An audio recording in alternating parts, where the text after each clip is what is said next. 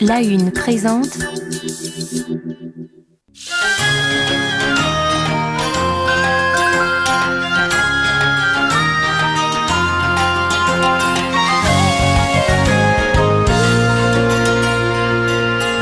La deuxième bonne raison pour laquelle nous sommes à Bruxelles, eh bien, c'est pour une découverte insolite qui nous emmène aujourd'hui dans un beau quartier Horta, dans une maison dite bizarre et qui est très officiellement le musée d'art fantastique. Alors, je pense que cette visite ne vous laissera pas non plus indifférent. Elle, vous allez la trouver passionnante, extraordinaire, incontestablement déjantée, décalée, voire morbide. Un reportage de Véronique Adam et de Christophe Deneville. Bonjour, je suis bien chez le professeur D. Oui, bien sûr, vous êtes au musée d'art fantastique et je suis le petit-fils du professeur D. Suivez-moi.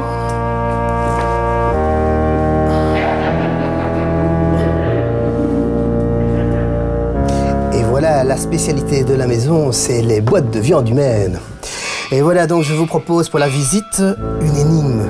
Quand vous aurez rempli toutes les cases de l'énigme dans le musée, vous recevrez un diplôme de sorcier ou de sorcière. Suivez-moi.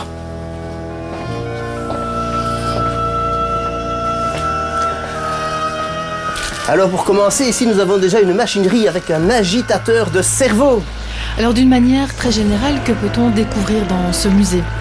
Principalement donc des peintures, des sculptures et donc l'histoire de mon grand-père, le professeur D, qui est un peu le fil conducteur dans ce musée.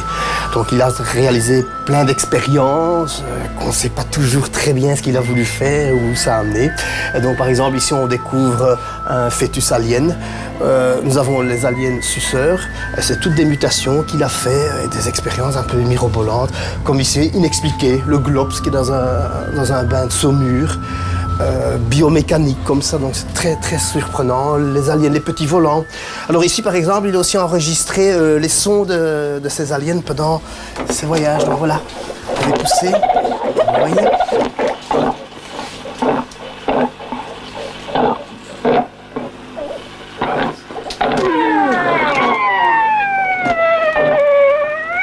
Alors le professeur D habitait ici, bien sûr. Nous sommes dans une de ces pièces.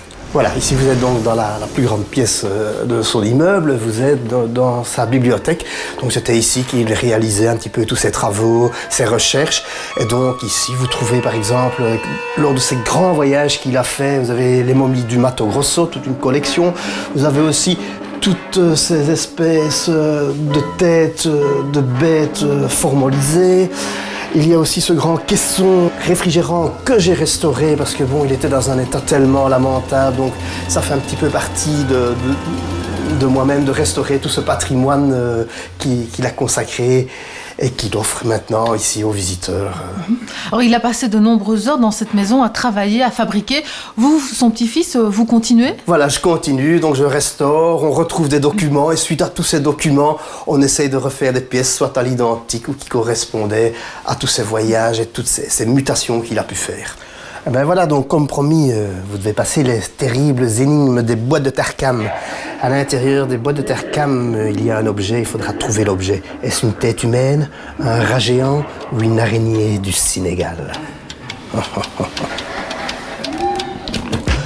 Pour protéger son campement et son laboratoire, lors de ses nombreux voyages, le professeur D avait imaginé un immense cerf-volant qui effrayait les indigènes. Et donc, ça lui permettait de travailler en toute sécurité sans être incommodé par les gens du pays. Et alors ici, nous avons le buste de votre grand-père. Oui, voilà, donc c'est le professeur D, donc, qui est né en 1905 et qui est décédé en 1963. Lors de sa dernière expérience dans son laboratoire, donc il a fait une mutation, il a mélangé des produits et ça a fait une explosion dans son laboratoire et donc là il est décédé.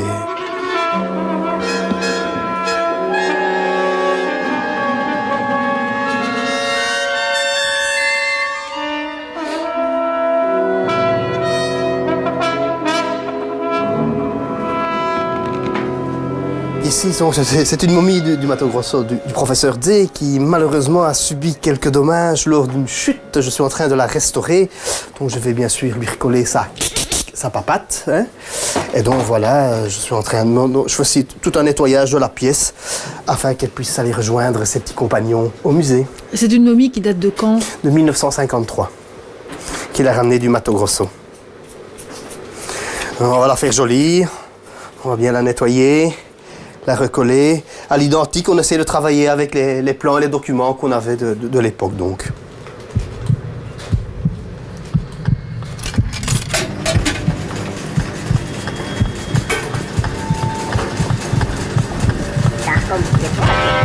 Voilà, vous êtes à la fin de l'énigme. Est-ce que je peux voir votre parchemin?